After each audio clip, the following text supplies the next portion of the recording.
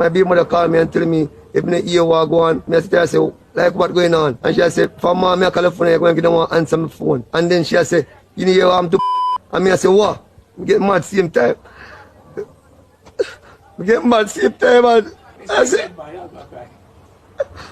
what? I said, what the I said, give phone. And she said, daddy, I said, what problem? And she said, one morning, when we gonna work, and she come down here, pull up her mother, she come down here, cover her mother, she not bring them, and she left, go and buy juice, go to the shop, run through the one lane, go to the shop, and buy she come back, pull her back here and cover up her mouth and lead her back, right back into in the yard behind her, and lead her up to the 3-story building. And all of them, and all of 5 of them, we play football together.